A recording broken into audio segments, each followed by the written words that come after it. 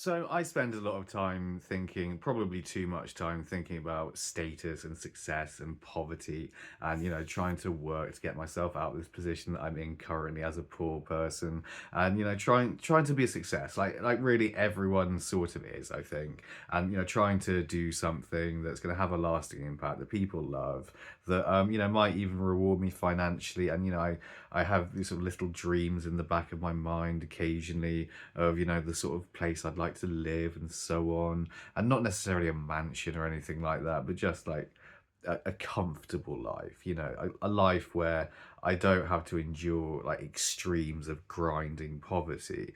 But I flip back and forward between doing things like reading the Bible from time to time and thinking about the Christian attitude towards wealth, status, money, these sorts of things. And just been Googling around a little bit and thinking about the sorts of things that Jesus said to rich people and to poor people. And this is his sort of attitude towards the poor. So it says, "Blessed are you who are poor, for yours is the kingdom of God. Blessed are you who hunger now, for you will be satisfied. Blessed are you who weep now, for you will laugh." Um, and of course, there's the famous saying of Jesus, again, I say unto you, it is harder for a rich man to enter the kingdom of heaven than for a camel to pass through the eye of a needle.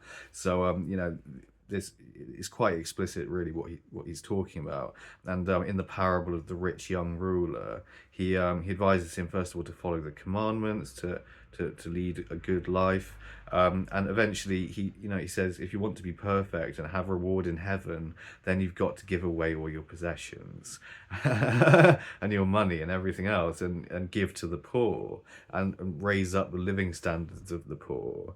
And we can try and contrive ways out of this way of moral thinking all we like, but really the people, the most virtuous people in society are the least greedy, are the ones who really do help out people in poverty and raise the living conditions of others. So I think, for every time someone gets rich, if they're not giving back, it does end up becoming a sort of problem. It ends up becoming a detriment to the rest of us.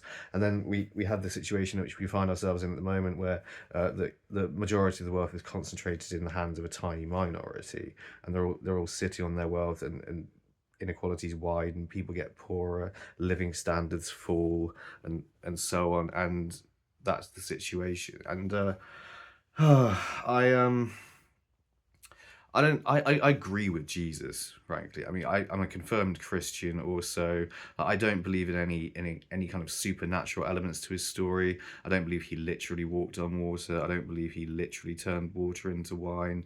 I believe that when he came down from the cross, he looked very dead, but that was then treated and healed and woke up a few days later and was healthy again.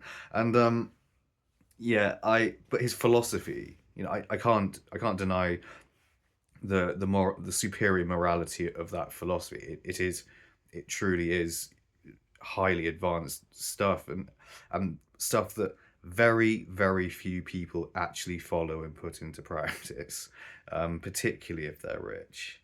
You know, Jesus did look down upon rich people. He didn't admire people who were greedy. Because he himself was following the morality that had been laid down before him, and that includes things like the repudiation of greed, and trying to talking about deadly sins and so on.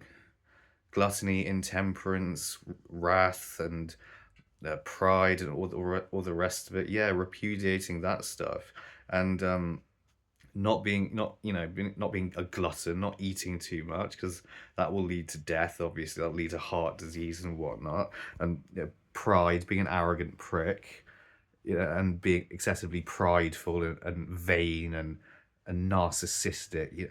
That will inevitably lead to problems.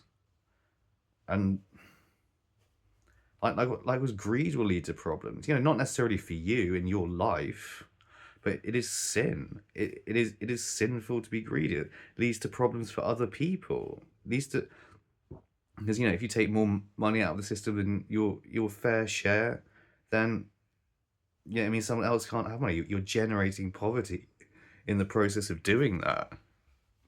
And I agree with these sentiments. We should never have too much money. And I I find myself still always wanting more money. And I'm just wondering, like, do I really need it? Do I spend the money that I have at the moment wisely? I can probably spend it better. Yeah, but I mean, I would like to live at least like on the national average, not £9,600 a year, which I get in benefits currently, which I don't think is enough and is a life of grinding poverty. I'd like to live on something more like 26,000 a year, which is the average of what people get after tax. And then also give money back to the poor. Not necessarily be like a saintly person, but to be a good person and to not take more than I need, really. I think that's what more people should be aiming for, rather than because there are hordes of people out there, especially young men, who are who are ta who are chasing status, money, power, fame, these sorts of things, chasing it relentlessly. And some of them have gotten quite far with that. You think of like all these influencers on TikTok and Instagram with their millions of followers, and some and highly toxic attitudes sometimes, especially towards women and this sort of thing. And you know, uh, you just look at that and think, like, how pathetic is all this?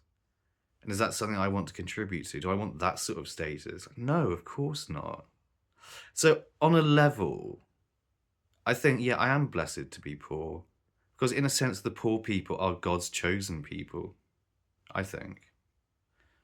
And I do believe in a life after death. I think that the life we lead after death is determined in large part by how we behave when we're alive. So I think there is a good incentive to lead good lives and to um, be good people. Um, and yeah, I think that I look at some of the greatest minds who have ever lived, likes of William Blake, a deeply religious person as well, and a deeply virtuous man, I think, an astounding poet, obviously. But he lived his entire life in obscurity and poverty, and he's spent his last money on a pencil so he could continue writing poetry. I think I think there's a lesson to be learned in that.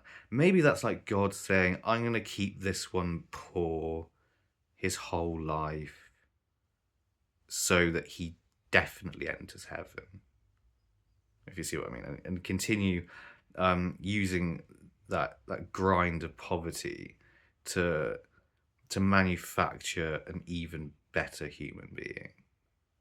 Because money corrupts us, obviously, and poverty uh, might be uncomfortable, but I think it makes us better people somehow.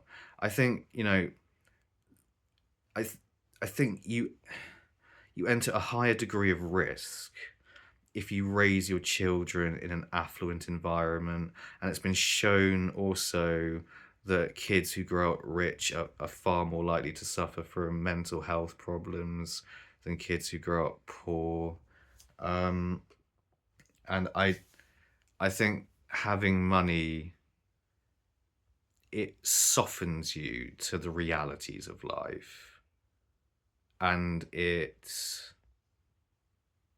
makes it harder for you to be unselfish. I think the poor are the most generous people in society.